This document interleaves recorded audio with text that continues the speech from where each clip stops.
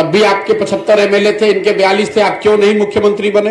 क्यों नहीं बिहार को सुधारने का जिम्मा लिया? एक बार फिर नीतीश कुमार भागे तो आपने कहा नीतीश कुमार धोखे।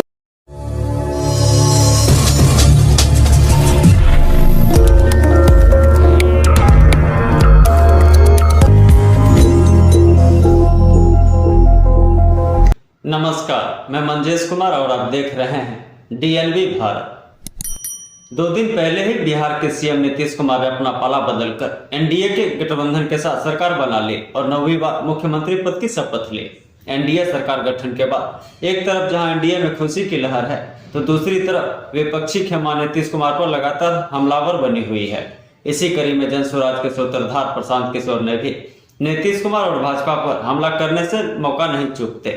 एक बार फिर उन्होंने एनडीए सरकार पर हमला बोलते हुए कहा कि इस गठबंधन की सबसे बड़ी कीमत भाजपा और उनके दल वालों को विधानसभा चुनाव में चुकानी पड़ेगी, क्योंकि आज भाजपा के समर्थकों के पास इस बात का जवाब नहीं है कि 2020 में भी भाजपा के 75 और जदयू के 45 एमएलए थे, फिर भी भाजपा की तरफ से किसी नेता को मुख्यमंत्री क्यों नहीं बनाया गया। उन्होंने भाजपा पर तंज कसते हुए कहा कि नीतीश कुमार एक बार फिर भागे तो आपने उन्हें धोखेबाज कहा और फिर आप उसी नीतीश कुमार को बिहार की जनता पर थोप दिया। आगे सुनिए क्या कहा प्रशांत किशोर ने। सभा चुनाव है तो ये घटना हुई, इसका कितना असर पड़ेगा? देखिए, लोकसभा के चुनाव के नजरिए से मैंने पहले भी कहा है और कैमरे पर कहा है कि नीतीश बाबू अगर महागठबंधन में लड़ते तो उनको 5 सीट भी नहीं आने वाला था। ये तो लोगों को पता था। और जब हम लोग कह रहे थे तो उनका कोई दल का आदमी चिल्लाता था, अरे प्रशांत किशोर को क्या आता है। ये तो डर इतना है ना, लोगों को पता है। मैं कोई ऐसे बिहार का कोई नेता तो हूं नहीं कि कह दूंगा कौन जीतेगा। अगर मैं कह रहा हूं कि नहीं आएगा 5 तो नहीं आएगा 5। इसी डर से पहले तो भागे। उनको मालूम था भी खाता नहीं खुलने वाला है तो भागे भाजपा में।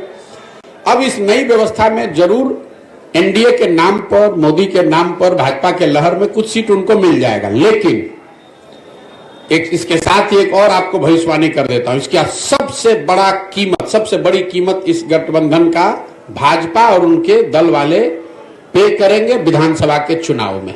लोकसभा में नहीं, लेकिन भाजपा को इसकी बहुत बड़ी कीमत चुकानी पड़ेगी आने वाले विधानसभा चुनाव में, क्योंकि जो भाजपा का समर्थक है, जो उनका वोटर है, नेता है, काडर है, आज उसके पास कोई जवाब नहीं है कि आखिर आप जिस नीतीश कुमार को आपने एक बार 2020 में थोपा, तब भी आपके 75 एमएलए थे, इनके 42 थे। आप क्यों नहीं मुख्यमंत्री बने? क्यों नहीं बिहार को सुधारने का जिम्मा लिया? एक बार फिर नीतीश कुमार भागे तो आपने कहा नीतीश कुमार धोखेबाज है। और आज फिर उसी नीतीश कुमार को आप बिहार पर थोप रहे हैं। तो जिस तरह से कांग्रेस और कांग्रेस के नेतृत्व ने चंद सांसदों के लालच में बिहार को 20 वर्ष तक लालू के हाथ में बेचा, इसकी चिंता नहीं की कि बिहार के लोगों का क्या होगा। 10, 15, 20 सांसद हमारे जीत के यूपीए के आते रहे। लालू जी अगर पूरा बिहार लूट कर बर्बाद कर रहे हैं तो कोई चिंता नहीं थी सोनिया गांधी को, कोई चिंता नहीं थी कांग्रेस की लीडरशिप को। वही हाल आज भाजपा के लीडरशिप का है। उनकी चिंता बस इतनी है कि संसद में अगले लोकसभा चुनाव में हमारा 30-35 सांसद जीत कर आ जाए। अगर नीतीश कुमार ने पूरा बिहार को बर्बाद कर दिया है, उनकी मानसिक हालत नहीं है बिहार को चलाने की, इसकी कोई चिंता उनको नहीं है। वो बिहार के लोगों की चिंता नहीं है, उनको बिहार के बच्चों की चिंता नहीं है। तो लोकसभा में तो असर नहीं दिखेगा ज्यादा, लेकिन विधानसभा में भाजपा को बहुत बड़ी कीमत इसकी चुकानी पड़ेगी। और आप इस वक्तव्य को नोट करके रिकॉर्ड करके रखिए, अगर न हो तो मेरी गर्दन आप पकड़ लीजिएगा।